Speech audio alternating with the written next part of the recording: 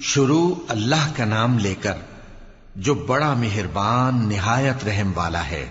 طاسین، یہ قرآن یعنی کتاب روشن کی آیتیں ہیں، مومنوں کے لیے ہدایت اور بشارت ہے، وہ جو نماز پڑھتے اور زکوٰۃ دیتی ہیں اور وہ آخرت کا بھی یقین رکھتے ہیں۔ جو لوگ آخرت پر ایمان نہیں رکھتے ہم نے ان کے اعمال ان کے لیے آراستہ کر دیے ہیں تو وہ بھٹکتے پھر رہے ہیں۔ یہی لوگ ہیں جن کے لیے برا عذاب ہے اور وہ آخرت میں بھی بہت نقصان اٹھانے والے ہیں۔ اور تم کو یہ قرآن اس حکیم و علیم کی طرف سے عطا کیا جاتا ہے۔ جب موسیٰ نے اپنے گھر والوں سے کہا کہ میں نے آگ دیکھی ہے، میں وہاں سے رستے کا پتہ لاتا ہوں یا کوئی شعلہ یعنی ایک انگارہ تمہارے پاس لاتا ہوں تاکہ تم آگ تاپو۔ جب موسیٰ اس کے پاس آئے تو ندا آئی کہ وہ جو آگ میں تجلی دکھاتا ہے بابرکت ہے اور وہ جو آگ کے ارد گرد ہے، اور اللہ جو تمام عالم کا پروردگار ہے پاک ہے۔ اے موسیٰ، میں اللہ ہوں، عزت والا، حکمت والا، اور اپنی لاٹھی ڈال دو۔ سو جب اسے دیکھا تو اس طرح حرکت کر رہی تھی گویا سانپ ہے، تو پیٹ پھیر کر بھاگے اور پیچھے مڑ کر نہ دیکھا۔ فرمایا، اے موسیٰ ڈرو مت، میرے پاس پیغمبر ڈرا نہیں کرتے۔ ہاں، جس نے ظلم کیا پھر برائی کے بعد اسے نیکی سے بدل دیا تو میں بخشنے والا مہربان ہوں۔ اور اپنا ہاتھ اپنے گریبان میں ڈالو، بے عیب سفید و روشن نکلے گا۔ ان دو معجزوں کے ساتھ جو 9 معجزوں میں داخل ہیں فرعون اور اس کی قوم کے پاس جاؤ کہ وہ بدکردار لوگ ہیں۔ پھر جب ان کے پاس ہماری روشن نشانیاں پہنچیں تو کہنے لگے یہ کھلا جادو ہے، اور بے انصافی اور غرور سے ان کو ماننے سے انکار کیا، جبکہ ان کے دل ان کو مان چکے تھے۔ سو دیکھ لو کہ فساد کرنے والوں کا انجام کیسا ہوا۔ اور ہم نے داؤد اور سلیمان کو علم بخشا، اور انہوں نے کہا کہ اللہ کا شکر ہے جس نے ہمیں اپنے بہت سے مومن بندوں پر فضیلت دی۔ اور سلیمان داؤد کے قائم مقام ہوئے اور کہنے لگے کہ لوگوں، ہمیں اللہ کی طرف سے پرندوں کی بولی سکھائی گئی ہے اور ہر چیز عنایت فرمائی گئی ہے، بے شک یہ اس کا خاص فضل ہے۔ اور سلیمان کے لیے جنوں اور انسانوں اور پرندوں کے لشکر جمع کیے گئے اور پھر ان کی جماعتیں بنائی گئیں، یہاں تک کہ جب چیونٹیوں کے میدان میں پہنچے تو ایک چیونٹی نے کہا کہ چیونٹیوں، اپنے اپنے بلوں میں داخل ہو جاؤ، ایسا نہ ہو کہ سلیمان اور اس کے لشکر تم کو کچل ڈالیں اور ان کو خبر بھی نہ ہو۔ تو وہ اس کی بات سے ہنس پڑے اور کہنے لگے کہ اے پروردگار، مجھے توفیق عنایت کر کہ جو احسان تو نے مجھ پر اور میرے ماں باپ پر کیے ہیں ان کا شکر کروں اور ایسے نیک کام کروں کہ تو ان سے خوش ہو جائے، اور مجھے اپنی رحمت سے اپنے نیک بندوں میں داخل فرما۔ اور جب انہوں نے پرندوں کا جائزہ لیا تو کہنے لگے کیا سبب ہے مجھے ہدہد نظر نہیں آتا؟ کیا کہیں غائب ہو گیا ہے؟ میں اسے سخت سزا دوں گا یا ذبح کر ڈالوں گا یا میرے سامنے اپنی بے قصوری کی واضح دلیل پیش کرے۔ ابھی تھوڑی دیر ہوئی تھی کہ ہدہد آ موجود ہوا اور کہنے لگا کہ مجھے ایک ایسی چیز معلوم ہوئی ہے جس کی آپ کو خبر نہیں، اور میں آپ کے پاس ملک سبا سے ایک یقینی خبر لے کر آیا ہوں۔ میں نے ایک عورت دیکھی کہ ان لوگوں پر حکومت کرتی ہے اور ہر چیز اسے میسر ہے، اور اس کا ایک شاندار تخت ہے۔ میں نے دیکھا کہ وہ اور اس کی قوم اللہ کو چھوڑ کر آفتاب کو سجدہ کرتے ہیں، اور شیطان نے ان کے اعمال انہیں آراستہ کر دکھائے ہیں اور ان کو رستے سے روک رکھا ہے، پس وہ رستے پر نہیں آتے، اور نہیں سمجھتے ہیں کہ اللہ کو جو آسمانوں اور زمین میں چھپی چیزوں کو ظاہر کر دیتا اور تمہارے پوشیدہ اور ظاہر اعمال کو جانتا ہے، کیوں سجدہ نہ کریں؟ اللہ کے سوا کوئی عبادت کے لائق نہیں، وہی عرش عظیم کا مالک ہے۔ سلیمان نے کہا اچھا، ہم دیکھیں گے تو نے سچ کہا ہے یا تو جھوٹا ہے۔ یہ میرا خط لے جا اور اسے ان کی طرف ڈال دے، پھر ان کے پاس سے ہٹ جانا اور دیکھنا کہ وہ کیا جواب دیتی ہیں۔ ملکہ نے کہا کہ دربار والو، مجھ تک ایک نامہ گرامی پہنچایا گیا ہے، وہ سلیمان کی طرف سے ہے، اور مضمون یہ ہے کہ شروع اللہ کا نام لے کر جو بڑا مہربان نہایت رحم والا ہے، بعد اس کے یہ کہ مجھ سے سرکشی نہ کرو اور مطیع و فرما بردار ہو کر میرے پاس چلے آؤ۔ خط سنا کر کہنے لگی کہ اے اہل دربار، میرے اس معاملے میں مجھے مشورہ دو، جب تک کہ تم حاضر نہ ہو اور صلاح نہ دو میں کسی کام کا فیصلہ نہیں کیا کرتی۔ وہ بولے کہ ہم بڑے زوراور اور سخت جنگجو ہیں، اور حکم آپ کے اختیار میں ہے، تو جو حکم دیجیے گا اس کے انجام پر نظر کر لیجئے گا۔ اس نے کہا کہ بادشاہ جب کسی شہر میں داخل ہوتے ہیں تو اس کو تباہ کر دیتے ہیں اور وہاں کے عزت والوں کو ذلیل کر دیا کرتے ہیں، اور اسی طرح یہ بھی کریں گے۔ اور میں ان کی طرف کچھ تحفہ بھیجتی ہوں اور دیکھتی ہوں کہ قاصد کیا جواب لاتے ہیں۔ پس جب قاصد سلیمان کے پاس پہنچا تو سلیمان نے کہا، کیا تم مجھے مال سے مدد دینا چاہتے ہو؟ سو جو کچھ اللہ نے مجھے عطا فرمایا ہے وہ اس سے کہیں بہتر ہے جو تمہیں دیا ہے۔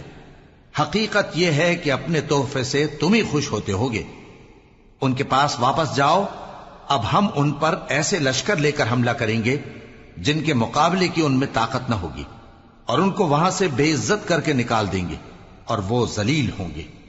سلیمان نے کہا کہ اے دربار والو، کوئی تم میں ایسا ہے کہ قبل اس کے کہ وہ لوگ فرما بردار ہو کر ہمارے پاس آئیں ملکہ کا تخت میرے پاس لے آئے؟ جنات میں سے ایک قوی ہیکل جن نے کہا کہ قبل اس کے کہ آپ اپنی جگہ سے اٹھیں میں اس کو آپ کے پاس لا حاضر کرتا ہوں، اور مجھے اس پر قدرت بھی حاصل ہے اور امانت دار بھی ہوں۔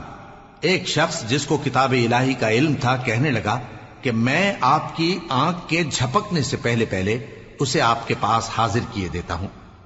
جب سلیمان نے تخت کو اپنے پاس رکھا ہوا دیکھا تو کہا کہ یہ میرے پروردگار کا فضل ہے تاکہ مجھے آزمائے کہ میں شکر کرتا ہوں یا کفران نعمت کرتا ہوں، اور جو شکر کرتا ہے تو اپنے ہی فائدے کے لیے شکر کرتا ہے، اور جو ناشکری کرتا ہے تو میرا پروردگار بے نیاز ہے، کرم کرنے والا ہے۔ سلیمان نے کہا کہ ملکہ کے امتحان عقل کے لیے اس کے تخت کی صورت بدل دو، دیکھیں کہ وہ سوج رکھتی ہے یا ان لوگوں میں سے ہے جو سوج نہیں رکھتے۔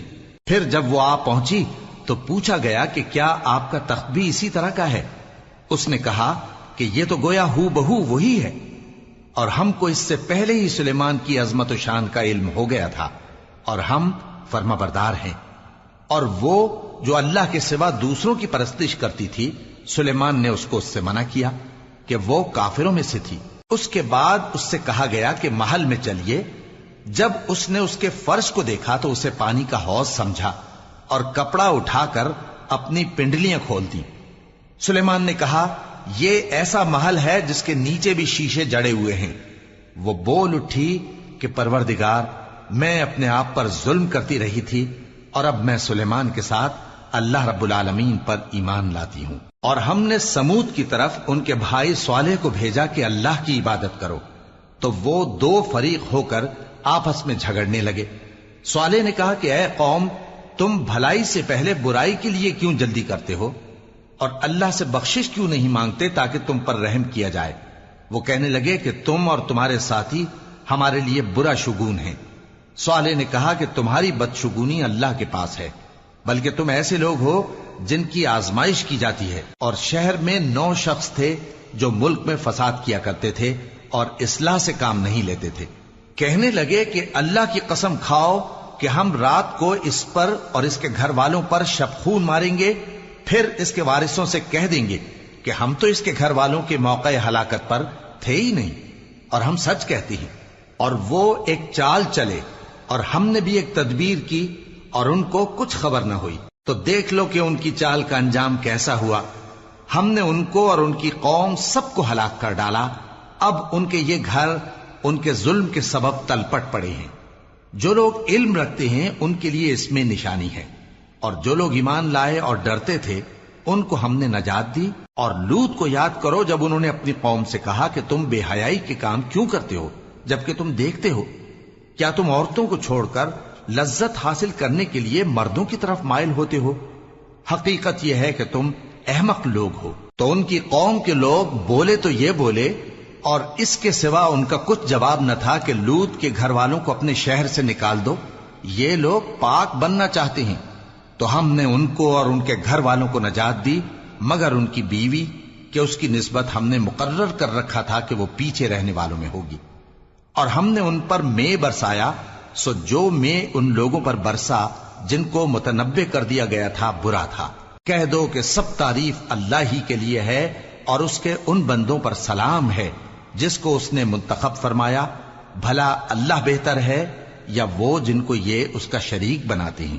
بھلا کس نے آسمانوں اور زمین کو پیدا کیا، اور کس نے تمہارے لیے آسمان سے پانی برسایا؟ پھر ہم نے اس سے سرسبز باغ اگائے تمہارا کام تو نہ تھا کہ تم ان کے درختوں کو اگاتے، تو کیا اللہ کے ساتھ کوئی اور بھی معبود ہے؟ ہرگز نہیں، بلکہ یہ لوگ رستے سے الگ ہو رہے ہیں۔ بھلا کس نے زمین کو قرارگاہ بنایا اور اس کے بیچ نہریں بنائیں اور اس کے لیے پہاڑ بنائے، اور کس نے دو دریاؤں کے بیچ اوٹ بنائی؟ یہ سب کچھ اللہ نے بنایا، تو کیا اللہ کے ساتھ کوئی اور معبود بھی ہے؟ ہرگز نہیں، بلکہ ان میں اکثر علم نہیں رکھتے۔ بھلا کون بے قرار کی التجا قبول کرتا ہے جب وہ اس سے دعا کرتا ہے، اور کون اس کی تکلیف کو دور کرتا ہے، اور کون تم کو زمین میں اگلوں کا جانشین بناتا ہے؟ یہ سب کچھ اللہ کرتا ہے، تو کیا اللہ کے ساتھ کوئی اور معبود بھی ہے؟ ہرگز نہیں، مگر تم بہت کم غور کرتے ہو۔ بھلا کون تم کو جنگل اور دریا کے اندھیروں میں رستہ بتاتا، اور کون ہواؤں کو اپنی رحمت کے آگے خوشخبری بنا کر بھیجتا ہے؟ یہ سب کچھ اللہ کرتا ہے، تو کیا اللہ کے ساتھ کوئی اور معبود بھی ہے؟ ہرگز نہیں۔ یہ لوگ جو شرک کرتے ہیں، اللہ کی شان اس سے بلند ہے۔ بھلا کون خلقت کو پہلی بار پیدا کرتا پھر اس کو دوبارہ پیدا کرے گا؟ اور کون تم کو آسمان اور زمین سے رزق دیتا ہے؟ یہ سب کچھ اللہ کرتا ہے، تو کیا اللہ کے ساتھ کوئی اور معبود بھی ہے؟ ہرگز نہیں۔ کہہ دو کہ مشرکو، اگر تم سچے ہو تو دلیل پیش کرو۔ کہہ دو کہ جو لوگ آسمانوں اور زمین میں ہیں اللہ کے سوا غیب کی باتیں نہیں جانتے، اور نہ یہ جانتے ہیں کہ کب زندہ کر کے اٹھائے جائیں گے، بلکہ آخرت کے بارے میں ان کا علم ختم ہو چکا ہے، بلکہ یہ اس کی طرف سے شک میں ہیں، بلکہ یہ اس سے اندھے ہو رہے ہیں۔ اور جو لوگ کافر ہیں کہتے ہیں کہ جب ہم اور ہمارے باپ دادا مٹی ہو جائیں گے تو کیا ہم پھر قبروں سے نکالے جائیں گے؟ یہ وعدہ ہم سے اور ہمارے باپ دادا سے پہلے سے ہوتا چلا آیا ہے، کہاں کا اٹھنا اور کیسی قیامت؟ یہ تو صرف پہلے لوگوں کی کہانیاں ہیں۔ کہہ دو کہ ملک میں چلو پھرو، پھر دیکھو کہ گناہگاروں کا انجام کیا ہوا ہے، اور ان کے حال پر غم نہ کرنا، اور نہ ان چالوں سے جو یہ کر رہے ہیں تنگ دل ہونا۔ اور کہتے ہیں کہ اگر تم سچے ہو تو یہ وعدہ کب پورا ہوگا؟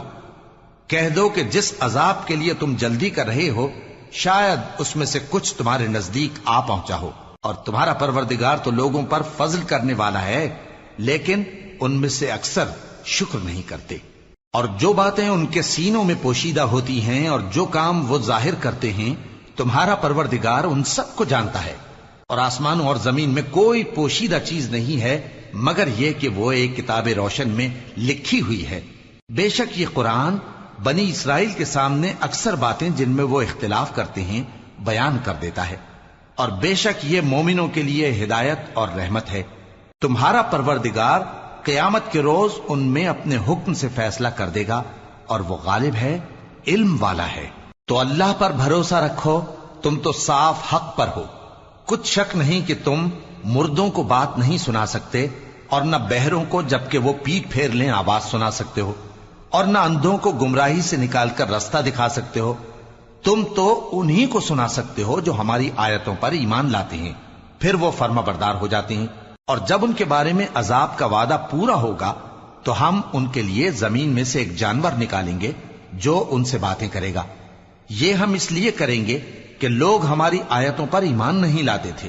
اور جس روز ہم ہر امت میں سے ایک بڑے گروہ کو جمع کریں گے جو ہماری آیتوں کی تکذیب کرتے تھے، پھر ان کی جماعت بندی کی جائے گی، یہاں تک کہ جب سب آ جائیں گے تو اللہ فرمائے گا کہ کیا تم نے میری آیتوں کو جھٹلا دیا تھا، حالانکہ تم نے اپنے علم سے ان کا احاطہ تو کیا ہی نہ تھا؟ بھلا تم کیا کرتے رہتے تھے؟ اور ان کے ظلم کے سبب ان کے حق میں وعدہ عذاب پورا ہو کر رہے گا تو وہ بول بھی نہ سکیں گے۔ کیا انہوں نے نہیں دیکھا کہ ہم نے رات کو اس لیے بنایا ہے کہ اس میں آرام کریں، اور دن کو روشن بنایا ہے کہ اس میں کام کریں؟ بے شک اس میں مومن لوگوں کے لیے نشانیاں ہیں۔ اور جس روز سور پھونکا جائے گا تو جو لوگ آسمانوں میں اور جو زمین میں ہیں سب گھبرا اٹھیں گے، مگر وہ جسے اللہ چاہے، اور سب اس کے پاس عاجز ہو کر چلے آئیں گے۔ اور تم پہاڑوں کو دیکھتے ہو تو خیال کرتے ہو کہ مضبوط جمے ہوئے ہیں، مگر وہ اس روز اس طرح اڑتے پھریں گے جیسے بادل۔ یہ اللہ کی کاریگری ہے جس نے ہر چیز کو مضبوط بنایا، بے شک وہ تمہارے سب افعال سے باخبر ہے۔ جو شخص نیکی لے کر آئے گا تو اس کے لیے اس سے بہتر بدلہ تیار ہے، اور ایسے لوگ اس روز گھبراہٹ سے بے خوف ہوں گے، اور جو برائی لے کر آئے گا تو ایسے لوگ औंधे मुंह दोजख में डाल दिए जाएंगे। तुमको तो उन्हीं अमाल का बदला मिलेगा जो तुम करते रहे हो। कह दो, मुझको यही इरशाद हुआ है कि इस शहर मक्का के मालिक की इबादत करूं जिसने इसको मुहतरम बनाया है और हर चीज उसी की है, और मुझे यह भी हुक्म हुआ है कि मैं फर्माबरदार रहूं और यह भी कि कुरान पढ़ा करूं। अब जो शख्स राह रास्त इख्तियार करता है तो अपने ही फायदे के लिए इख्तियार करता है, और जो गुमराह रहता है तो कह दो कि मैं तो सिर्फ खबरदार करने वाला हूं। और कहो कि अल्लाह का शुक्र है, वो तुमको अनकरीब अपनी निशानियां दिखाएगा तो तुम उनको पहचान लोगे, और जो काम तुम करते हो तुम्हारा परवरदिगार उनसे बेखबर नहीं है।